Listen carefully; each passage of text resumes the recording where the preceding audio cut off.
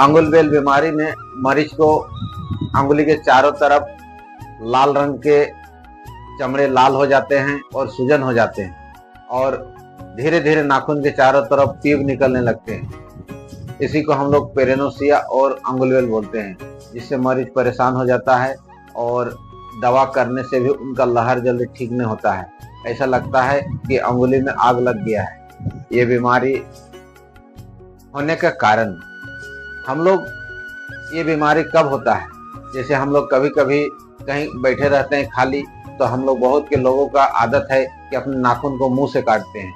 मुंह से काटने से क्या होता है कि नाखून कट तो जाता है, साथ में नाखून काटने वक्त हमारे दांत से चाहे चमड़ा में थोड़ा कहीं कट हो जाता है, नाखून नोचने से चाहे कुछ कारण से, जिससे हमारे मुंह का लार उस घाव में लग जाता है, जिसके कारण धीरे धीरे वहां पर इन्फेक्शन होके वहां पर घाव का रूप ले लेता है। और कभी कभी हम लोग गंदा कपड़ा खींचते हैं और ज्यादा देर सर्फ चाहे कुछ कपड़ा ज्यादा देर नाखून का अंदर में घुस जाते हैं, जिसके कारण भी कभी कभी हम लोग को अंगुलबेल होते हैं। कभी कभी गंदा पानी, गंदा कीचड़ उचड़, कुछ जैसे खेत उत में भी बहुत दिन का कीचड़ उचड़ में किसी को नाखून के बीच में कीचड़ घुस जाने से भी कभी कभी अंगुलबेल होता है।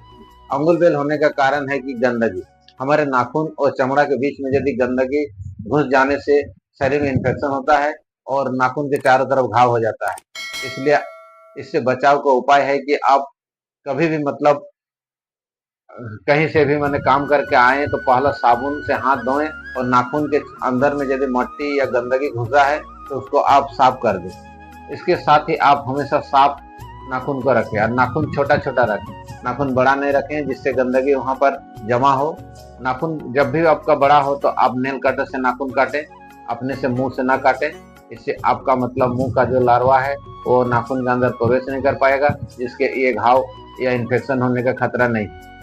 बहुत बार देखा गया है कि लोग हाथ को किधरों से आते हैं, साफ अच्छा से नहीं करते हैं और नाखून बड़ा बड़ा रखते हैं, जिसके कारण नाखून के अंदर बहुत सा गंदगी रहती है, जिसके कारण खाने पीने में नाखून में तो घाव होबे करता है, साथ साथ आदमी को भी मतलब इन्फेक्शन पेट में हो जाता है। इसलिए जिसको भी नाखून बड़े बड़े रखते हैं वो कम से कम नाखून को छोटा रखें और साफ रखें, जिससे आपको शरीर में बीमारी का प्रकोप ना बढ़े, साथ ही साथ अंगुली में प्रकोप ना हो।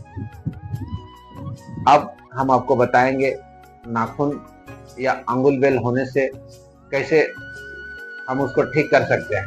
अंगुलबेल ठीक करने के लिए आप सबसे पहला उपाय है कि अंगुलबेल को ठीक करने के लिए आप उसको बर्फ से सेकाई करें, उससे आपका जो लहर है वो थोड़ा कम हो जाएगा। और 2 नंबर में आप डाइक्लोफेनिक पैरासिटामोल ग्रुप का दवा 1 नंबर में खा सकते हैं, जिससे आपका मतलब अंगुली का दर्द कम होगा। 2 नंबर में एंटी एलर्जी ग्रुप का दवा आता है, ये दवा भी आप उसके साथ एक खाएं। और तीसरा नंबर में आता है एंटीबायोटिक दवा, एंटीबायोटिक भी दवा आप उसके साथ ले सकते हैं सुबह शाम। तीनों दवा मिला के आप सुबह शाम इसको खाएं, करीब 1 सप्ताह तक खाने के बाद ही आपको ये बीमारी ठीक होगी। नमस्कार दोस्तों, आज हम आपको बताएंगे अंगुलबेल या पेरेनोसिया, ये एक प्रकार का बीमारी के बारे में जो हमारे नाखून और चमड़ा के बीच में जो मांस होता है उस पर इन्फेक्शन हो जाता है। दोनों का ज्वाइंट स्थान, चमड़ा और नाखून का जो ज्वाइंट स्थान होता है, जहाँ पर मिलन होता है वहाँ पर इन्फेक्शन होकर घाव होता है, उसी को हम लोग अंगुलबेल या पेरेनोसिया बोलते हैं।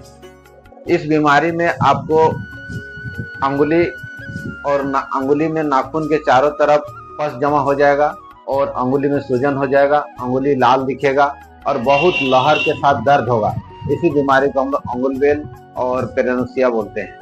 इस बीमारी में मरीज को बहुत तकलीफ होता है, अंगुली में सूजन होने से अंगुली घुमा नहीं सकता है, साथ ही साथ ये बीमारी होने से अंगुली में घाव हो जाते हैं और अंगुली में बहुत सा छेद होकर घाव हो जाते हैं और सभी छेद में पस निकलते हैं और इससे मरीज को 15 दिन तक परेशानी होती है। दवा यदि ठीक से नहीं कराने से ये बीमारी और लंबी होती है। इस बीमारी में मरीज को आग में जलने जैसा लहर होता है और मरीज को बहुत परेशानी होती है। साथ ही साथ इसमें लगाने के लिए क्रीम आता है, इसमें आप बहुत से एंटी फंगल क्रीम है जिसको आप ले सकते हैं और हमारे अंगुल बेल में अप्लाई कर सकते हैं। इसलिए भाइयों, किन्हीं को भी यदि ऐसा बीमारी हुआ हो तो आप निकटवर्ती चिकित्सक से मिलें और उनको सारी बातें बताएं और अपना इलाज कराएं। यदि आपको मेरा वीडियो अच्छा लगा तो लाइक, सब्सक्राइब और शेयर करें और अधिक जानकारी के लिए आप मेरे वीडियो में कमेंट करें और हम आपको कमेंट के माध्यम से बताएंगे कि इस बीमारी में और भी क्या क्या दवा लगता है। इसके बारे में हम विस्तृत आपको कमेंट के माध्यम से बताएंगे। थैंक यू दोस्तों।